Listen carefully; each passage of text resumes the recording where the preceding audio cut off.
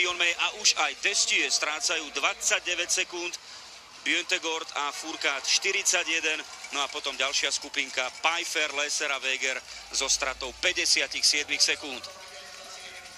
Johannes Tingnesbø na prvej streľbe včera v ľahu zasiahol na radosť trénera Siegfrieda Mazeta všetkých 5 terčov.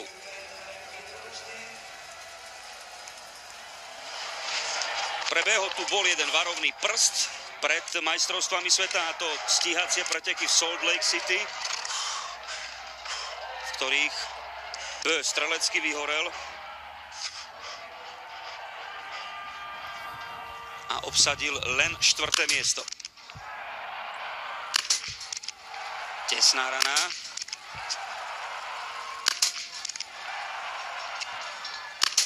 Tak napokon všetkých 5 terčíkov, širokých 4,5 cm zasiahnuté, takže Johannes Tingnesbø si upevní vedúcu pozíciu.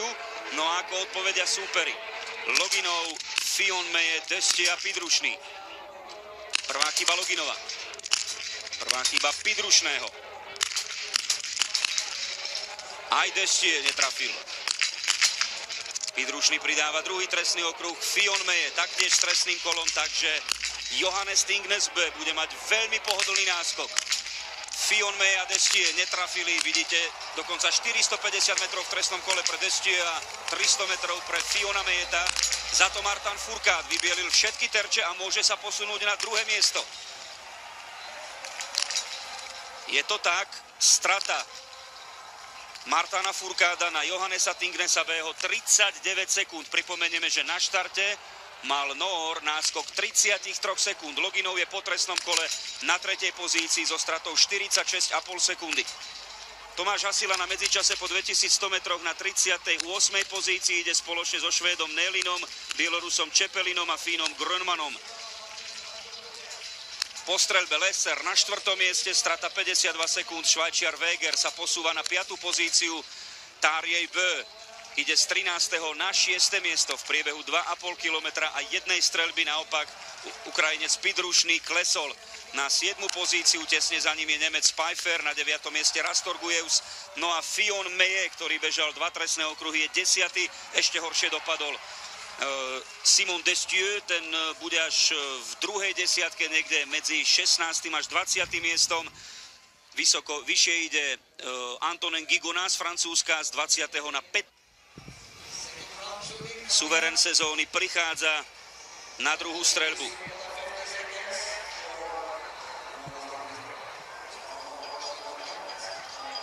Tomáš Hasila sa blíži na medzičas na konci 4. kilometra.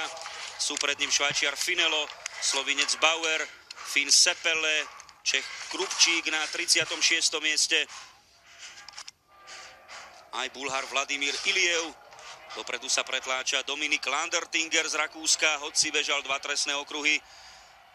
Na trati patrí medzi najrýchlejších. Hasila 40. tesne za Švédom Jesperom Nelinom. Bö urobil prvú chybu. Režia mala čas na detailný pohľad. Trestný okruh pre Johannesa Tingnesbøho. Žiadny z norských slávnych biatlonistov, ani Ole Einar Bjørndalen, ani Emil Hegle Svensson nedosiahli počas jednej sezóny 13 individuálnych víťazstiev. To je predbežný počet. Johannesa Tingnesbøho samozrejme má ešte 6 šancí vrátane tej dnešnej a zatiaľ to podporuje dobrým výkonom Martin Fourcade. Ak chce zdramatizovať preteky a udržať si druhé miesto, potrebuje teraz aj druhú čistú položku ľahu. Za ním už zavesení súperi Loginov, Lesser a Švajčiar Weger. Fourcade trošku zaváhal pred 4. výstrelom, rozhodujú samozrejme aj porivy vetra. Loginov strieľa rýchlo, spoločne s Fourcadom ukončili položku, pridal sa aj Lesser. Táto trojica sa odpúta od Benjamina Wegera zo Švajčiarska. No a sledujme náskok Johannesa Tingnesbøho. Bude to vyše pol minúty. 33,3 sekundy v prospech Johannesa Tingnesbøho, za ktorým sa vytvára trojčlenná skupina kandidátov na striebro a bronz s Fourcadom, Loginovom a Lesserom. Na strelnicu, aby sme si to zrekapitulovali, Matej Kazár 43., Tomáš Hasila celkovo po 3 trestných okruhoch 46., Martin Očenáš 49. Naši teda v 5. desiatke výsledkovej listiny, delí ich úroveň 33 sekúnd.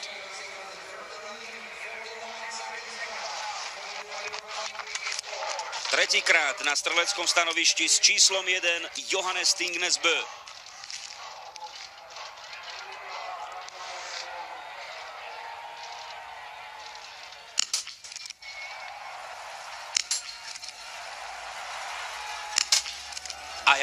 Ďalšia chybička pre Nóra na 11. hodinu, tesná rana, ale bude to znamenať stále prvé miesto pre Johannesa Tingnesa Bøho, pretože súperi sa až o malú chvíľočku objavia v priestore strelnice a budú bojovať o priebežné druhé miesto. Samozrejme ten trestný okruh, to je zhruba mínus 21-22 sekúnd, možno zhruba na tej úrovni Johannesa Tingnesa Bøho, ale ten je všetko schopný vrátiť si späť fantastickým behom na trati. Tomáš Hasila zatiaľ 47., Martin Očenáš 49., to je medzičas po 6300 metroch, a kde máme Mateja Kazára 44. miesto.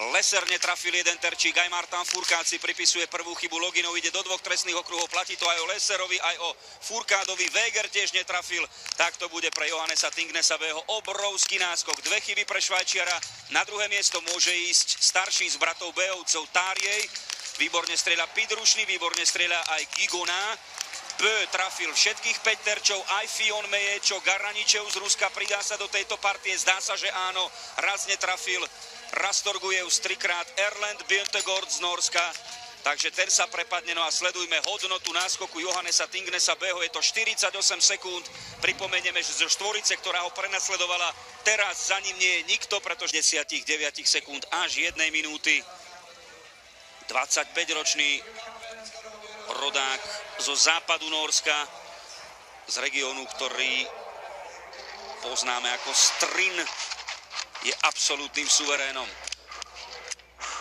Potrebuje to potvrdiť ešte na tejto 4. streľbe. Už len obrovské zaváhanie ho pripraví o víťazstvo.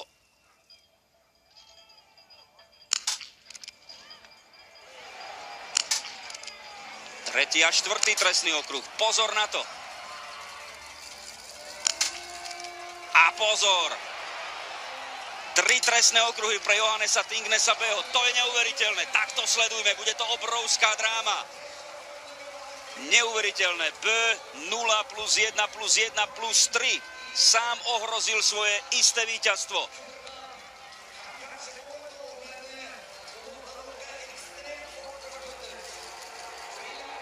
Súperi majú obrovskú šancu.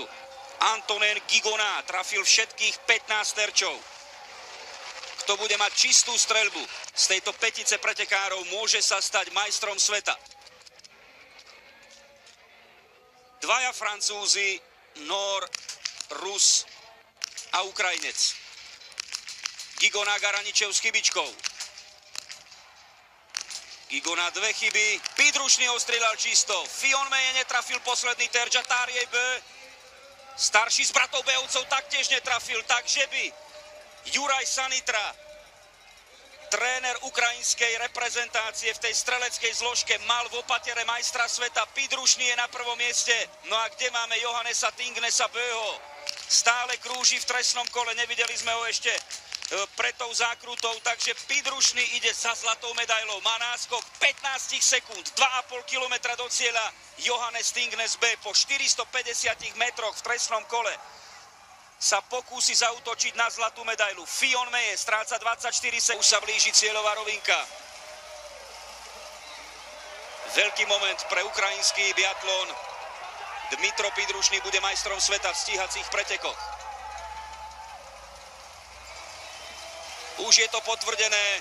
Ďalší premožiteľ Tarjeja Bøho v tejto sezóne a nový majster sveta v stíhačke na 12,5 kilometra. Dmitro Pidrušný, Johannes Tingnes Bø na druhom mieste, zahodil zlatú medailu na poslednej streľbe.